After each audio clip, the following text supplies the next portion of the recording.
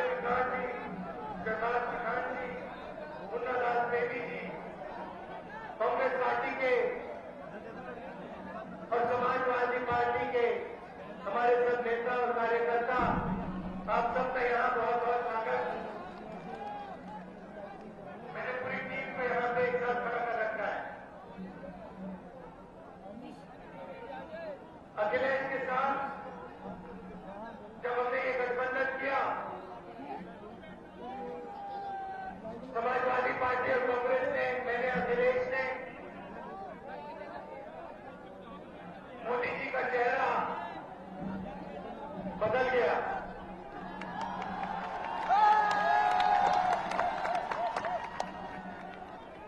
आपने देखा होगा चेहरे पे अब थोड़ी सी घबराहट दिखती है। जो पहले उत्तर प्रदेश के बारे में बोलते थे, कॉन्फिडेंस होता था, अब कॉन्फिडेंस थोड़ा कम हो गया है, हवा निकल गई है। मैं आज आपसे यहाँ थोड़ा सा मोदी जी के बारे में, बीजेपी के बारे में बोलना चाहता हूँ और फिर उत्तर प्रदेश के भविष्य के बारे में। समाजवादी और कांग्रेस पार्टी की सरकार यहां करेगी क्या? युवाओं के लिए हम क्या करेंगे? गन्ना किसान की हम मदद कैसे करेंगे? और उत्तर प्रदेश को प्रगति के रास्ते पर कैसे डालेंगे? ये मैं आपसे 10-15 मिनट में कहना चाहता हूं। सबसे पहले 2-3 सवाल। मोदी जी ने हिंदुस्तान के युवाओं से कहा था कि वो 2 करोड़ युवाओं को हर साल रोजगार देंगे। यहाँ पे है जिसको मोदी जी ने रोजगार दिया? हमने पार्लियामेंट में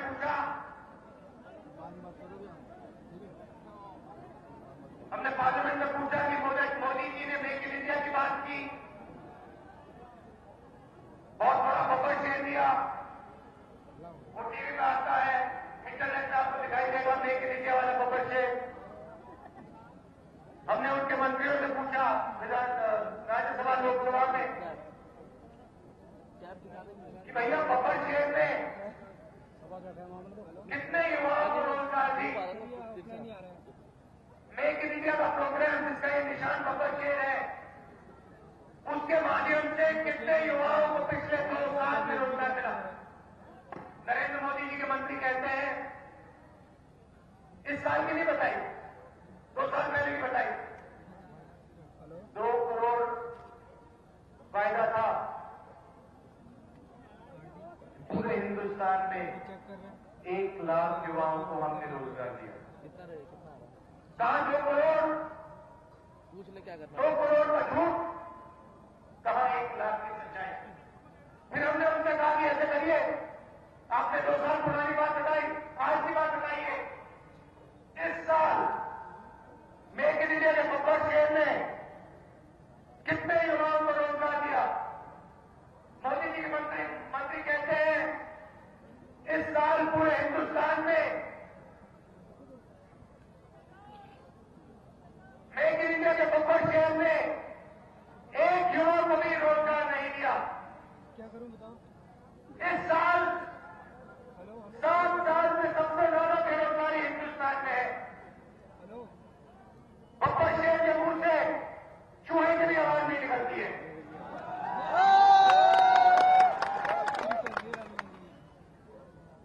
मोदी जी ने पिछले 2.5 साल में 1,40,000 करोड़ रुपया माफ किया है।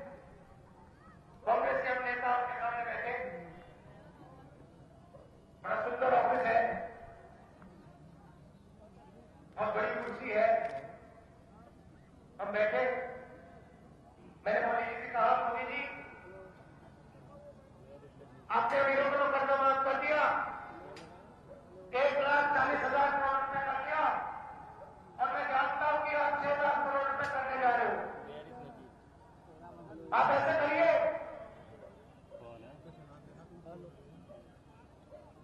थोड़ी सी मदद आप हिंदुस्तान के किसानों की भी कर दीजिए। जैसे आपने इनका कर्जा माफ किया, वैसे आप हिंदुस्तान के किसान का कर्जा माफ कर दीजिए। गन्ना किसान का हमने 70,000 करोड़ रुपए माफ किया था, आपको याद होगा यूपीए के समय, हिंदुस्तान के हर किसान को याद है। तो मैंने मोदी जी से पूछा, कहा मोदी जी किसानों को आप कर्जा माफ कीजिए। अब मैं आपको मोदी जी का जवाब दिलाना चाहता हूं।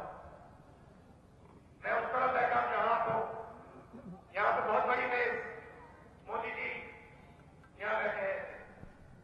मैंने पूछा मोदी जी आप किसानों का कर्जा माफ कीजिए, आपने 6 लाख करोड़ रुपया 50 परिवारों का करने जा रहे हो। मोदी जी का जवाब देखो।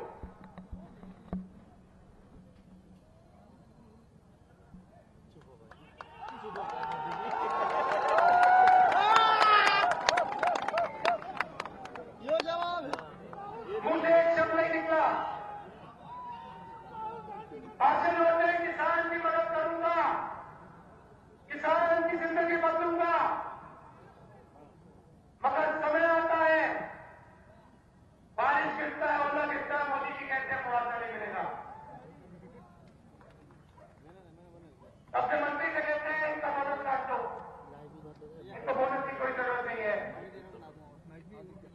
और जब इनसे कहा जाता है भैया किसानों का कर्जा माफ करो, तो हिंदी मूवी वाला कोर्स और सन्नाटा।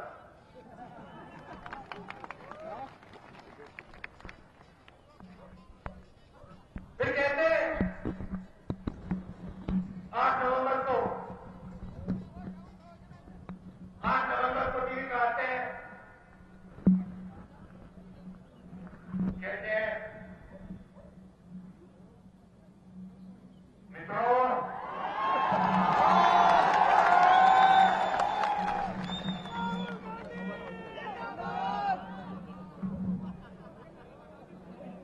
भैया मित्रों की बात सुनते हो ना,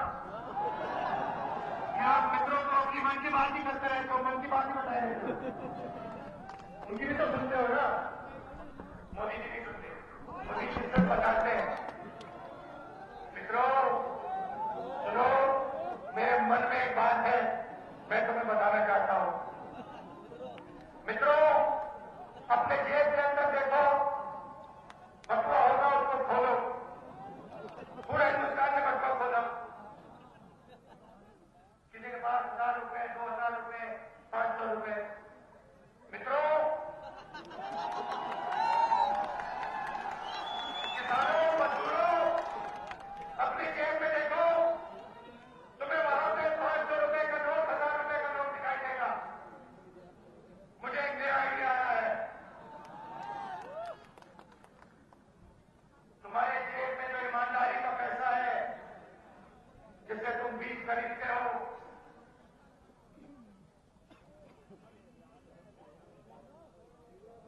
जो जिसमें तुम्हें मजदूरी का पैसा मिलता है, मित्रों मैं उसे नष्ट कर रहा हूं, खत्म कर रहा हूं, उसको मैं कागज बना रहा हूं।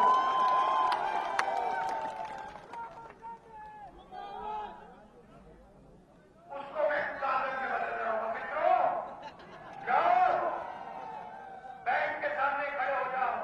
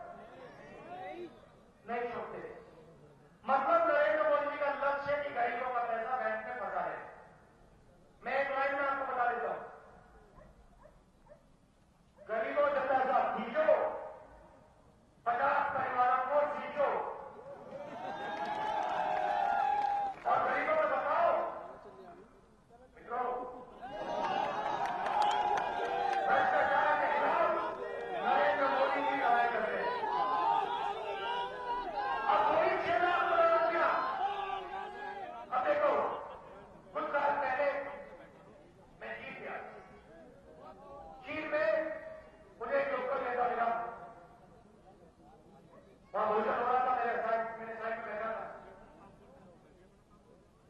मैंने उससे चीन के बारे में सवाल पूछे, भैया क्या हो रहा है यहाँ पे, मैं चीन की बात करूं, ये नेता मुझसे हिमाचल की बात करे, मैं चीन की बात करूं, ये हिमाचल की बात करे। मैंने कहा ये क्या हो रहा है, तुम्हें हिमाचल प्रदेश के बारे में कैसे मालूम? और ठीक है मालूम हो, मगर सब तुम्हारे सवाल हिमाचल प्रदेश के बारे में क्यों है? वहां आने जाने के बाद गए बोले, वो भी हैरान के लिए हिमाचल प्रदेश की बात कर रहा है। मैंने उससे पूछा कि क्यों हिमाचल प्रदेश की बात कर रहे हो? वो मुझे कहता है हमारे डिस्ट्रिक्ट में हम सेब उगाते हैं, कॉम्पिटिशन हमारा हिमाचल प्रदेश है। मैं चाहता हूं कि एक ऐसा दिन आए कि हिमाचल प्रदेश में मेरा सेब खाता लोग, कि हिमाचल प्रदेश के सेब के बाग के नीचे हिमाचल प्रदेश का युवा सेब खाए हो गया, कितना बढ़िया सेब है, और फिर ये चीन से आया है। यही मैं चाहता हूं, मैं चाहता हूं एक ऐसा दिन आए और बाबा साहब दुकान में जाए,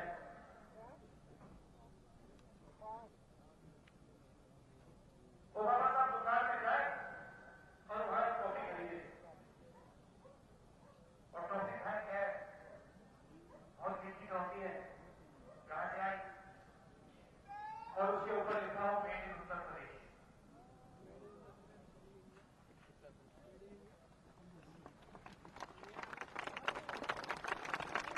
और यहां का गन्ना का किसान है, उसको उस टॉफी से फायदा है। आप कहीं भी चले जाइए उत्तर प्रदेश,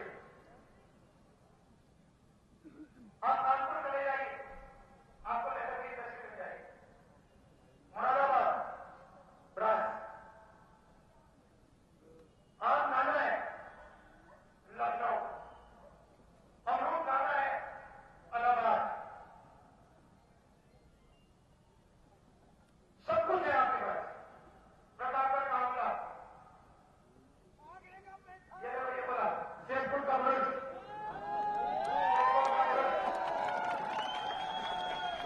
तो आपके पास सब कुछ है। मुश्किल सिर्फ एक है, बैंक का पैसा जो बिजनेस को बनाता है, जो किसान को खड़ा करता है, वो आज मोदी जी सिर्फ 50 परिवारों को देते हैं।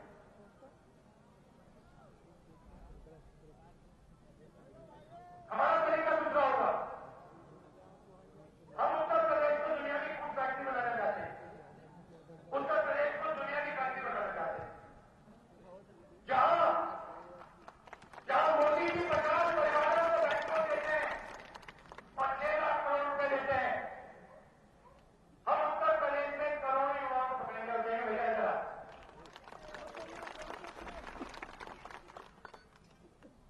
इधर आओ,